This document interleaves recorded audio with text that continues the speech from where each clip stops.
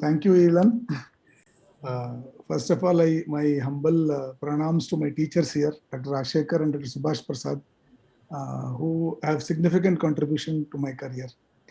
Today, I'll be sharing my experience as a practitioner in Tier 2 city, that is in a district place, Davangere. Tier 2 and Tier 3 cities, I mean district places. Initially, when we finish our MD or MS, this question comes where to settle, whether to settle in bigger city or smaller city. Many times it is not your choice. It happens because you belong to some native place, so nearby you go and settle. And also depends on priorities, who you want to become. And the advantage of bigger cities is you have more options, like you can join medical college, you can join corporates, or you can start your practice, or you can join a established practitioner. But in a smaller place, you have limited options. Either you practice or join a medical college if there is any. The advantage of smaller places, which I found in district place here, is early recognition. Because you are a localite, already some people know you. So you don't have to start from zero if you start from in a smaller place. That is your place. So you have a lot of friends and relatives. So who will push you immediate inflow of patients. That's what advantage which I had when I started. So maintenance cost is little less compared to metro cities, where rent, the land costs and salaries are slightly less compared to bigger cities. And you don't have to spend a lot of money on advertisements. And to add, you have less travel time, less traffic, and more peace. So these are the advantages which I found in my city compared to bigger places. But the downside also true that you get early recognition, but you meet early saturation also. After 4 or 5 years, you may end up in a plateau curve. But you can definitely improve on it by working hard and little different. Here, difficult to practice subspecialty alone. I was a squint and glaucoma consultant at RP senior resident, but here I had to promote more my surgical skills and cataract, occasionally doing squint and glaucoma. Expensive equipments may not get return of investment on equipments which are expensive. And because patients here are more of non-insurance patients, they bargain. It's a mindset. Same patients go to metro cities and pay and come. But here in smaller places, bargaining is more. And difficult to get assistants and fellows for your clinic. And you have early recognition advantage, but same disadvantage, you have a risk of defamation early in case you falter. Type of patients I get in a place here is majority are village background patients who are less affordable and lower literacy levels, but they are very good promoters of your clinic. They care, they see how you care than your degree.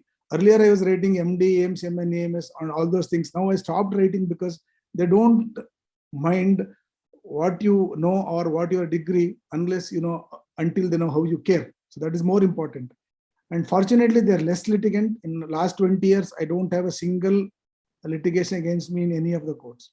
And their neighbors are their Googles. That is the in smaller places. So with this, knowing this background, I adopted some of my principles here in my setup as a practitioner. Here is, I am approachable to any class of person in the city, no in-between hurdles. And I speak local language, means in Kannada only, there are different types of language. In Dharwad, they speak different, Davangere, they speak different, Bangalore, they speak different. So you adopt the local style of language, they will consider and they will recognize you amongst one of them. And I value more human relations more than anything else. So I always feel humans to be loved and machine to be used, not vice versa. And I bet on my patients for publicity than any form of advertisement, whether it is digital, Facebook, Google website, whatever it is. Less than 1% of patients come through that, and 99 patients are through word of mouth publicity.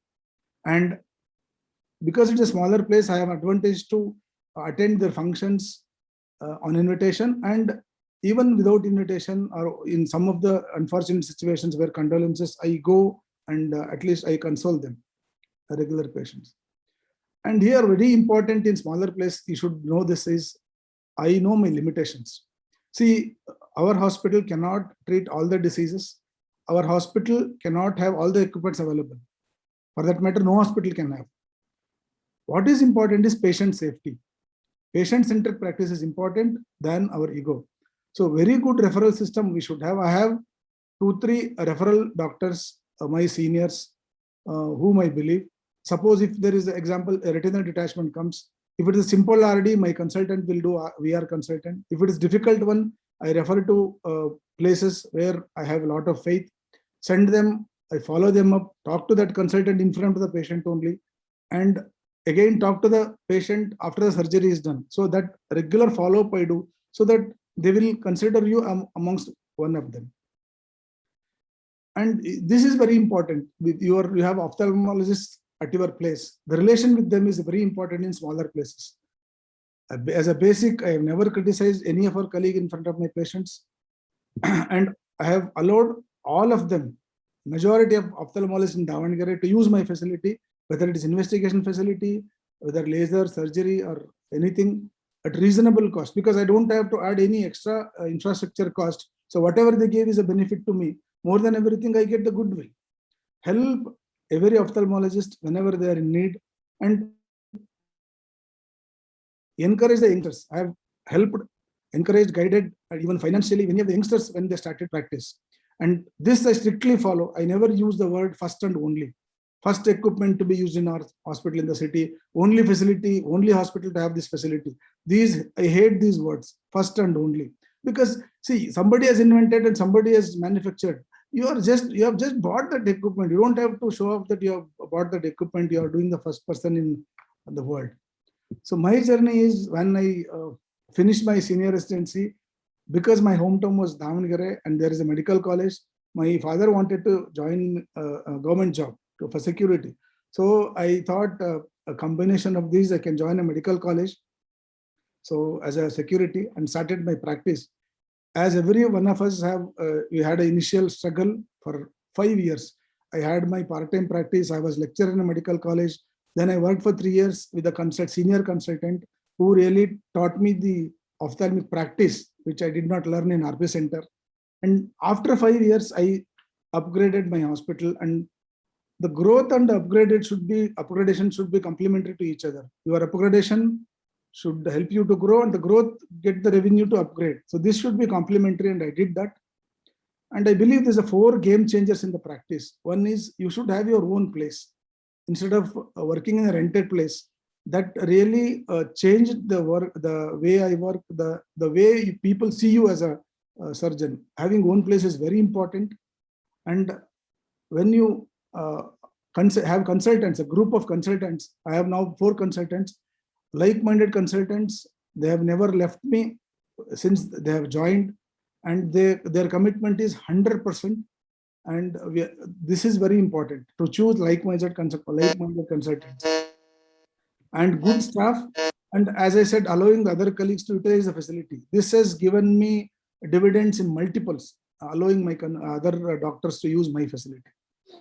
And I'm not a financial expert, but what I believe is many of the people hesitate to invest on their own skills. See, you invest on shares, mutual funds, or real estate, that they're okay, but they're not my profession. So when you trust Infosys to put your money, why can't you trust yourself and put money on your own skill?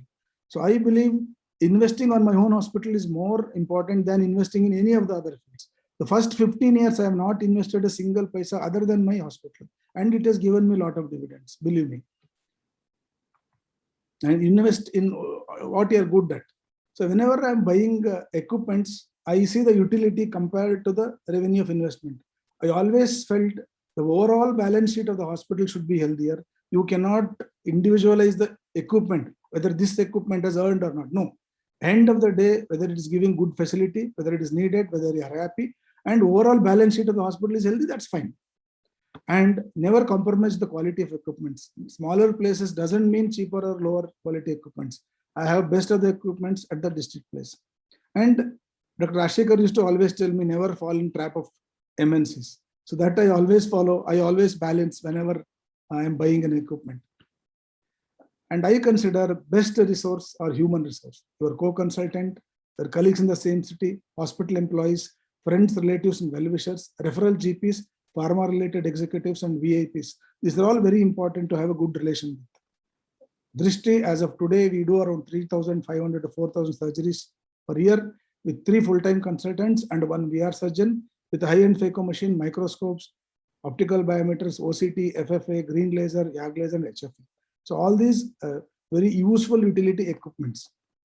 My dream is I want to build a world-class, I'm not happy yet. I want to build a world-class hospital in Davangere. And this is my team. And with team, we have grown and we will grow.